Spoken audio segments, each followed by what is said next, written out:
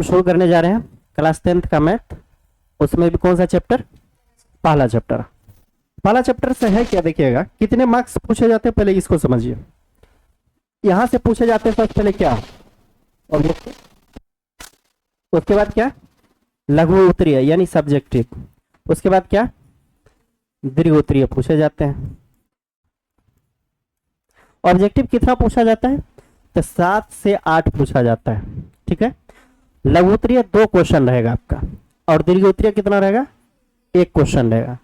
तो 7 से 8 अगर ऑब्जेक्टिव पूछा जाता है तो 7 से 8 नंबर यहाँ हो गए आपके। लघु उत्तरीय अगर 2 पूछा जाता है तो 2 दूनी 4, और दीर्घ उत्तरीय 1 पूछा जाता है 5 नंबर का। तो 5 4 9 और 7 16 नंबर, यानी 16 से 17 मार्क्स से पूछे जाते हैं यहाँ। आई बस मान, यानी पहला चैप्टर से कुल 15 से 16 मार्क्स पूछे जाएंगे आपको। इसके लिए तैयार रहिए आप। इसके लिए आपको पढ़ना पड़ेगा सबसे ज्यादा क्या? बेसिक्स। उसके बाद लघु उत्तरीय एनसीईआरटी पढ़ना पड़ेगा अच्छे से, और बेसिक में पढ़ना पड़ेगा हेवी बेसिक। तो चलिए आज हम बेसिक पढ़ते हैं, हेवी बेसिक में।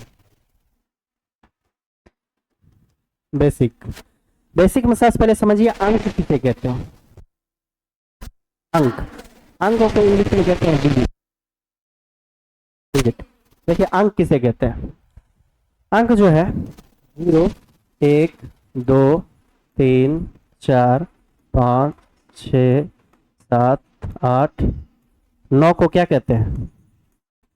अंक कहते हैं। 9 को अंक कहते हैं। तो 0 1 2 3 4 5 6 7 8 और 9 को क्या कहते हैं? तो बताइए सबसे छोटी अंक, सबसे छोटा अंक कौन सा है? सबसे छोटा अंक क्या हो जाएगा? 0। और सबसे बड़ा अंक, सबसे बड़ा अंक, सबसे बड़ा अंक क्या हो जाएगा? 9। समझने में कोई दिक्कत नहीं। नेक्स्ट देखिए, अंक के बाद संख्या। संख्या यानी नंबर। संख्या किसे कहते हैं? जिसे गिना जा सके, जिसे जिसे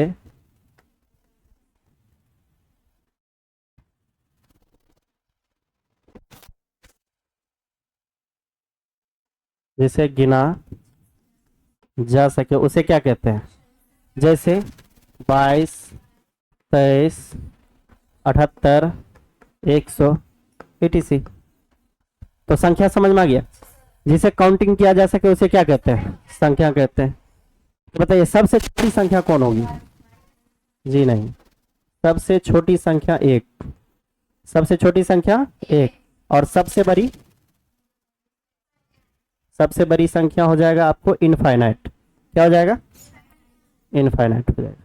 आई बात समझ? अगला नेक्स्ट देखिए, संख्या के बाद आता है, ठीक है, संख्या जो है नंबर, ये 3 टाइप्स होते हैं। कितने टाइप? नंबर 3 होता है। पहला होता है निगेटिव। क्या होता है? निगेटिव को इंग्लिश में, हिंदी में बोलते हैं ऋणात्मक। क्या बोलते हैं? और दूसरा होता है शून्य। क्या होता है? शून्य। और तीसरा होता है पॉजिटिव। पॉजिटिव यानी धनात्मक। ठीक है। तो संख्या कितने प्रकार के? 3 प्रकार के। पहला निगेटिव, 0 और पॉजिटिव। आइए निगेटिव नंबर किसे कहते हैं? 0 से छोटी संख्या को ऋणात्मक नंबर कहते हैं।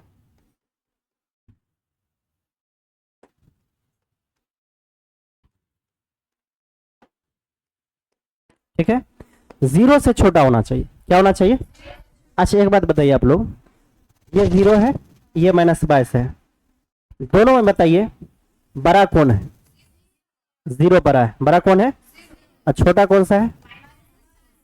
-22। आई बात समझ? तो 0 से छोटा जो होगा वो क्या कहलाएगा? निगेटिव। जैसे -1, -2, -3, -4, -5 डॉट डॉट डॉट। क्या दूसरा तो हो गया 0। तीसरा पॉजिटिव नंबर यानी धनात्मक नंबर। जीरो से जीरो से बड़ी संख्या को जीरो से बड़ी संख्या को धनात्मक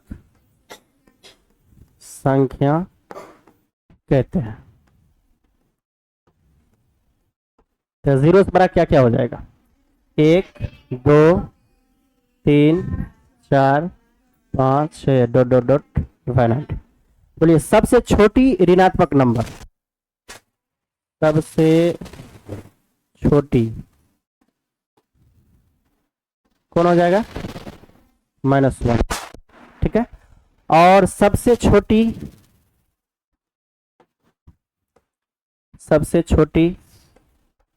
धनात्मक क्या हो जाएगा? 1 हो जाएगा। कोई दिक्कत? आइए तो संख्या पढ़ लिए हम लोग, अंक पढ़ लिए। उसके बाद देखिए आता है प्राकृतिक संख्या। प्राकृत संख्या, प्राकृत संख्या यानी नेचुरल नंबर। नेचुरल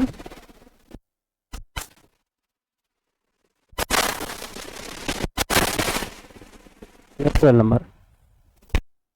गिनती की संख्या को किसे क्या कहते हैं? गिनती की संख्या को प्राकृतिक संख्या कहते हैं। आप लोग सब्सक्राइब करते रहिए और अपने दोस्तों को शेयर करते रहिए। गिनती की संख्या को क्या कहते हैं? प्राकृत संख्या। जैसे में आ गया आपका 1, 2, 3, 4, 5, 6 डॉट डॉट डॉट इनफाइनाइट तक।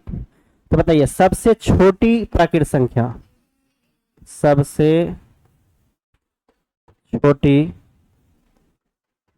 प्राकृत संख्या क्या हो जाएगा? 1। और सबसे बड़ी प्राकृत संख्या क्या हो जाएगा? इनफाइनाइट। प्राकृत संख्याओं का योग क्या होगा? यहाँ पर फॉर्मूला, प्राकृत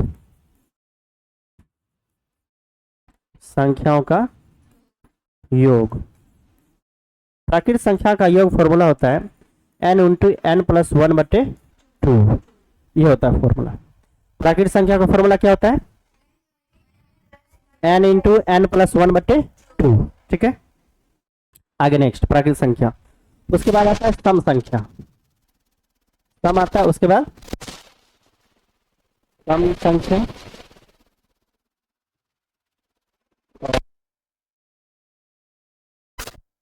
संख्या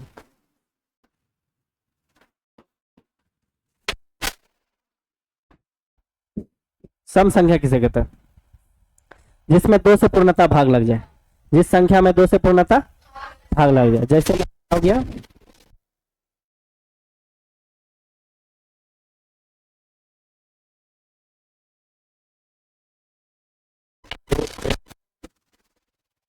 पूर्णता भाग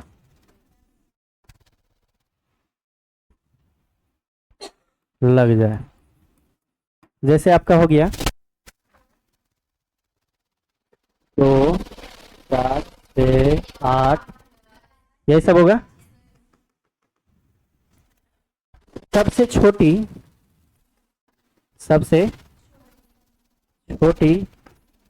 सम संख्या क्या हो जाएगा? सबसे छोटी सम संख्या 2 हो जाएगा। और सबसे बड़ी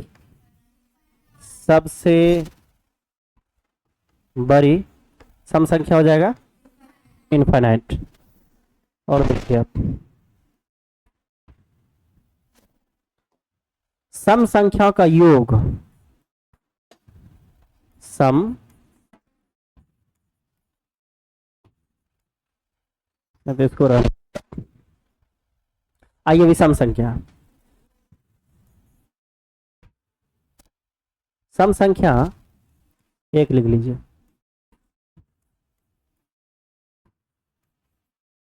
सम संख्या का गुणांक क्या है? सम संख्या का गुणांक होगा 2, 4, 6, 8 और 0। 2, 4, 8 समझ में आया? यानी किसी भी संख्या के लास्ट में, जैसे आपको पकड़ना हो कोई भी सम संख्या है या नहीं, तो लास्ट डिजिट नंबर आपको क्या देखना है? ये वाला नंबर होना चाहिए। अगर ये वाला नंबर आपको हो गया तो वो सम संख्या होगा। क्या है? 6 लग जाता है, इसका मतलब ये संख्या क्या है? सम संख्या। आइए अभी सम संख्या समझते हैं। जिस संख्या में 2 से पूर्णता भाग ना लगे उसे क्या कहते हैं? विषम संख्या कहते हैं। जैसे में ले लीजिए आप 1, 3, 5, 7, 9, 11 डॉट डॉट डॉट चलता रहेगा। तो सबसे छोटी सम संख्या, सबसे छोटी विषम संख्या क्या हो जाएगा? 1। और सबसे बड़ी विषम संख्या हो जाएगा आपको इनफाइनाइट हो जाएगा। यहाँ तक कोई प्रॉब्लम नहीं। आगे नेक्स्ट। अब आइए भाज्य संख्या और अभाज्य।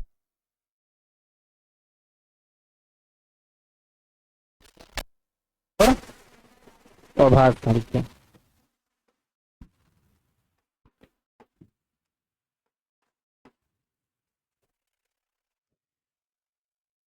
ठीक है ना? चलिए भाज्य संख्या वैसी संख्या जिसमें एक और स्वयं के अलावा किसी और संख्या से भाग लग जाए उसे क्या कहते हैं? भाज्य संख्या। या जिसका गुणनखंड 2 से अधिक हो, जिसका गुणनखंड 2 से अधिक हो। जैसे पहले परिभाषा लिख देते थे, जिस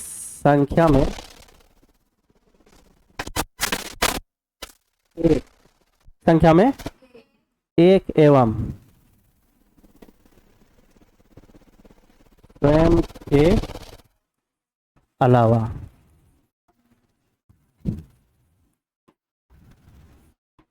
किसी और संख्या से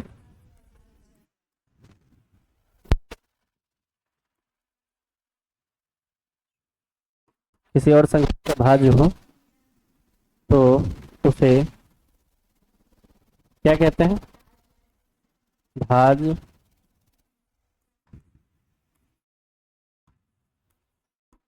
संख्या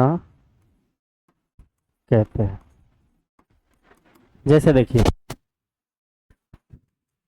समझिएगा, यहाँ 4 में देखिएगा, 1 से तो भाग लगेगा ही और 4 से तो लगेगा, स्वयं की संख्या हुआ। इसके अलावा ये कितने भाग लगेगा? इसका गुणनखंड कम से कम क्या हो गया? 3 गो। तो ये हो गया कौन सी संख्या? भाज्य संख्या हो गया। इसी तरह देखिए दूसरा 6 में 1 से तो भाग लगेगा ही और 6 से भाग लगेगा ही, यानी 1 और स्वयं से भाग लग रहा है। इसके अलावा 2 से भाग लग रहा है और 3 से भाग लग रहा है। ठीक है। इसके अलावा देखिए 8 में देखिएगा 1 से भाग लग रहा है और 8 से भाग लग रहा है। इसके अलावा 2 से और 4 से भाग लग रहा है। समझ में आ गया?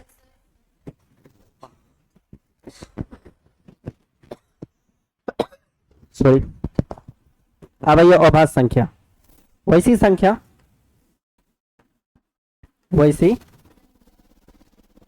जिसमें एक एवं स्वयं के अलावा किसी और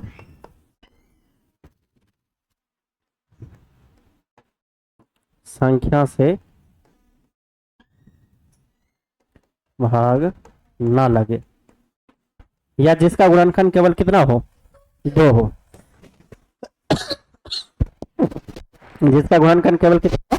2। जैसे देख लीजिए 2 ले लीजिए, 2 में भाग लगता है 1 और किससे? 2 से। 3 ले लीजिए, 1 और 3 से। 5 ले लीजिए, 1 और 7 को देख लीजिए, 1 और 7। इसके बाद 11 है, एक और, फिर उसके बाद आएगा समझ।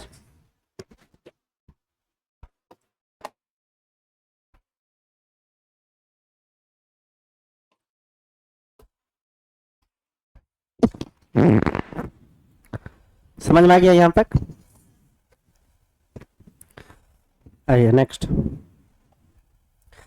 सबसे छोटी, देख लीजिएगा, सबसे छोटी भाज्य संख्या क्या हो जाएगा? सबसे छोटी भाज्य संख्या क्या हो जाएगा? 4 हो जाएगा। और सबसे छोटी अभाज्य संख्या क्या हो जाएगा? ठीक है, दो एक सम नंबर भी है, दो एक अभाज्य संख्या ऐसा केवल एक ही है, दो, जो सम नंबर है, यानी सम एक ही नंबर है जो अभाज्य संख्या है बस समझ। बाकी जितना भी अभाज्य संख्या है सब कौन सा नंबर है? विषम। ठीक है, नेक्स्ट देखिए, अभाज्य संख्या क्या?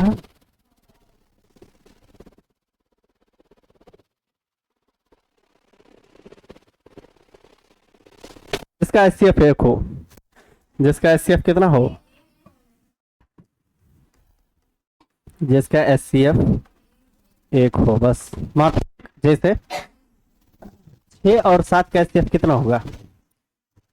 6 और 7 का एचसीएफ 1 होगा, जिसमें केवल 1 से भाग लगे और किसी से भाग ना लगे।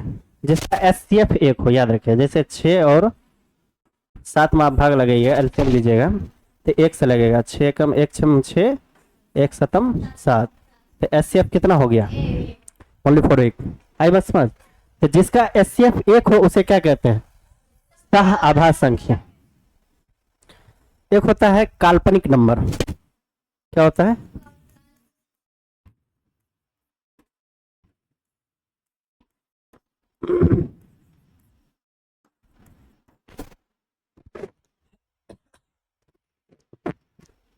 काल्पनिक नंबर जिसमें आपको जो है ना रूट -2 हो, रूट में -3 हो, रूट में माइनस क्या हो? 5 हो, रूट में -6 हो, इसको कहते हैं काल्पनिक संख्या।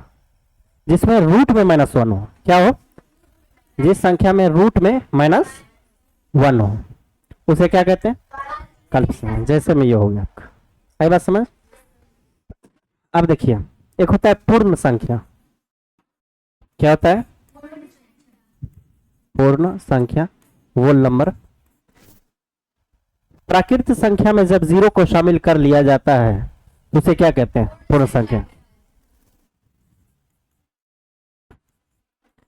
प्राकृत संख्या में जब 0 को शामिल कर लिया जाता है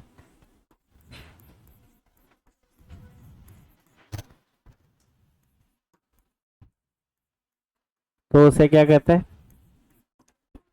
पूर्ण संख्या।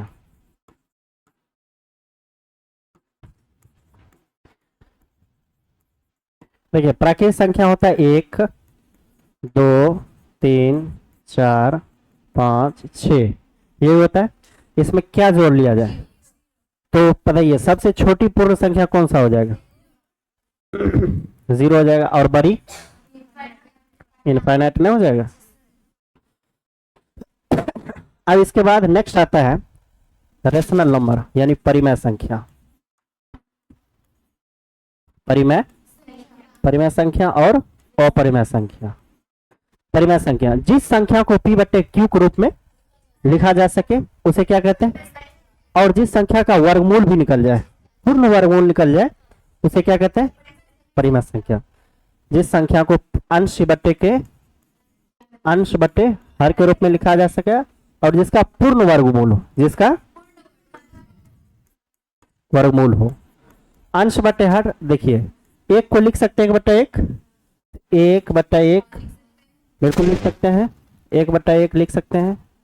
2 भी बटा में नीचे 1 होता है, 3 को भी लिख सकते हैं 3/1, 4 को भी, 5 को भी, 6 को भी, यानी सभी प्राकृत संख्या को हम क्या कहते हैं? परिमेय संख्या। प्राकृत संख्या बराबर क्या हो जाता है? परिमेय संख्या। अब देखिए दूसरा, √4 का वर्गमूल कितना? दो एक प्राकृत संख्या है और प्राकृत क्या है? उसी तरह √9, 9 का वर्गमूल 3, 3 एक प्राकृत संख्या है और 3 के नीचे में 1 लिख सकते हैं, इसलिए क्या है? परिमेय संख्या। उसी तरह √16 जिसका पूर्ण वर्गमूल निकल जाए उसे क्या कहते हैं? परिमेय संख्या। तो जिसे अंश बट्टे हर के रूप में लिखा जा सके और जिसका पूर्ण वर्गमूल हो उसे क्या कहते हैं? परिमेय संख्या कहते हैं। समझ में आ गया? नेक्स्ट, अपरिमेय संख्या। अपरिमेय संख्या, ठीक है।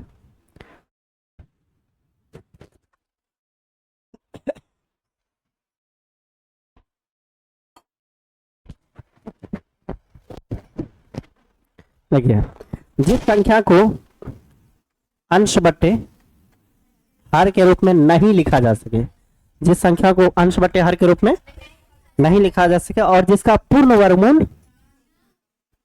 वर्गमूल ना हो, ये भी नहीं हो आपका। आया बस समझ? जैसे हम देखिए √2 को बट्टे में नहीं लिख सकते, वर्गमूल भी नहीं है। ये √3, √5, √6, पाई भी एक अपरिमेय संख्या है। पाई कौन सा नंबर है? लेकिन पाई का मान होता है कितना? 22/7 एक कौन सा संख्या है? 22/7 एक परिमेय संख्या है, ठीक है। और जबकि पाई एक कौन सा नंबर है? अपरिमेय संख्या। आई बात समझ? कोई दिक्कत नहीं है। आगे नेक्स्ट देखिए, इस चैप्टर में जो बेसिक्स थे फॉर्मूला वाला, परिभाषा वाला, वो आपको सारा बता दिया गया। अब आइए समझते हैं इस चैप्टर में निकालना क्या है। इस चैप्टर में आपको पढ़ना पड़ेगा क्या? एलसीएम और एचसीएफ। एलसीएम और एचसीएफ सीखिए। 6, 8 का एलसीएम हम निकालते हैं, लगाएंगे 2 से, 2 तिया 6, 2 चौका 8। अब लगेगा? दोनों में नहीं लगेगा तो गुना कर देंगे इसको हम। 2 गुने 3 गुने कितना? 4। तो 2 तिया 6 और 6 चौका 24। बताइए 8 का एलसीएम कितना हो गया? 24 हो गया। अब ये 6, 8 का हम एचसीएफ निकालते हैं। 6, 8 का क्या निकालने? कितना से लगाएंगे? 2 तिया और 2 चौका 8। एचसीएफ कितना हो गया? एचसीएफ मात्र आपका हो गया कितना? 2। चूंकि दोनों में भाग जो जिससे लगेगा वही आपका क्या हो जाता है? एचसीएफ हो जाता है। 8 का एलसीएम आपका 24 हो गया। 6, 8 का एचसीएफ कितना हो गया? 2। आई बात समझ? इस चैप्टर में आपको पढ़ना पड़ेगा एलसीएम और एचसीएफ। फॉर्मूला भी है इस चैप्टर में। दो संख्याओं का गुणनफल, 2 संख्याओं का गुणनफल बराबर एलसीएम गुने एचसीएफ। अगर 2 संख्या आपको दिया हुआ है, मान लेते हैं 2 और कितना? 4। 4 का एलसीएम 4 क्या है? एलसीएम। 2 संख्या, ये क्या है? 2 संख्या। तो आपको क्या निकालने के लिए कहेगा? एचसीएफ। क्या निकालना है? एचसीएफ निकालना है। देखिए तो 2 का क्या? 2 संख्या 2 है और दूसरा 4। 2 और क्या है? 4। 2 संख्या का क्या कर रहा है? गुना कर दिए बराबर। एलसीएम कितना दिया है? निकालना क्या है? एचसीएफ। एचसीएफ लिख दीजिए। देखिए 4 और 4 काट दिए तो एचसीएफ बराबर कितना हो गया? तो आपका एचसीएफ कितना निकल गया? तो 2 और 4 का एलसीएम होता है 4 और 2 और 4 का एचसीएफ होता है कितना? 2। तो ये एक फॉर्मूला आपके चैप्टर में। आगे देखिए, आगे आपको पढ़ना है इस चैप्टर में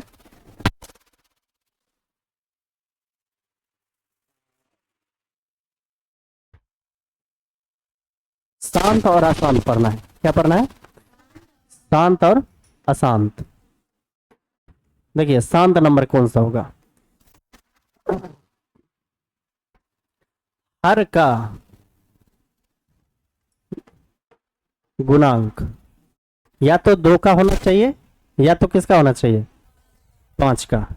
हर का गुणांक या तो 2 का होना चाहिए या फिर 5 या फिर दोनों का होना चाहिए, तब हो जाएगा। जैसे 5/10, 5 देखिए हर का, अंश का नहीं, 5 है तो 5, 10 का एलसीएम करिए, 2 × 5, 2 और क्या आया? 5, 2 और 5 आया तो ये हो जाएगा क्या? शांत। अगर इसके अलावा कुछ और दूसरा आएगा तो क्या कहलाएगा? उसी तरह दूसरा देख लीजिए आप,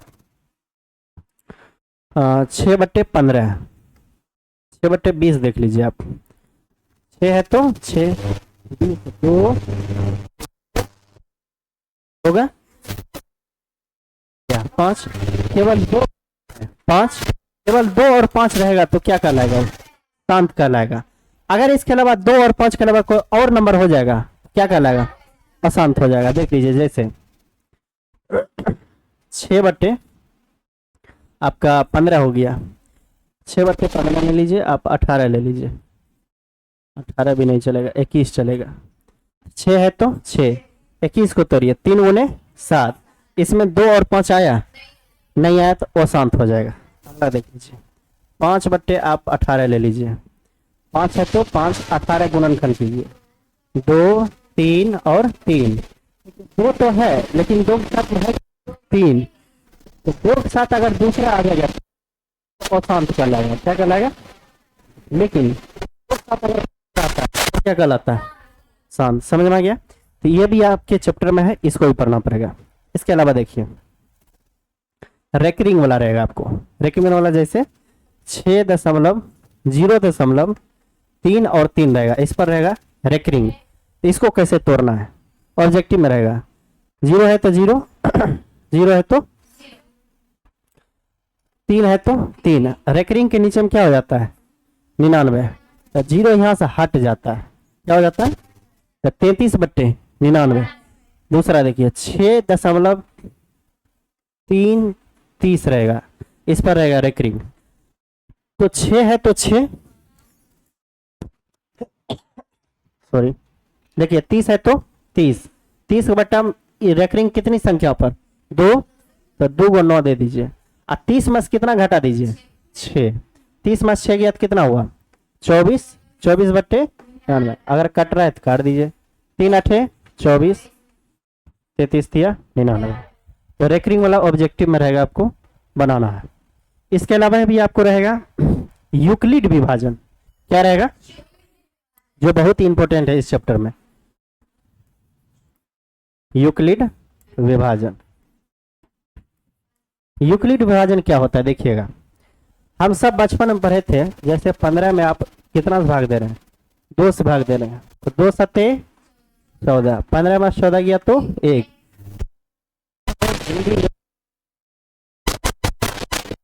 इसको कहते हैं भाजक। क्या कहते हैं? भाजक।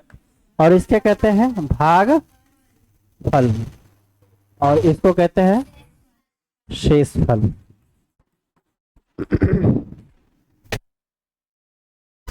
लिखते हैं px, इसको कहते हैं gx, इसको कहते हैं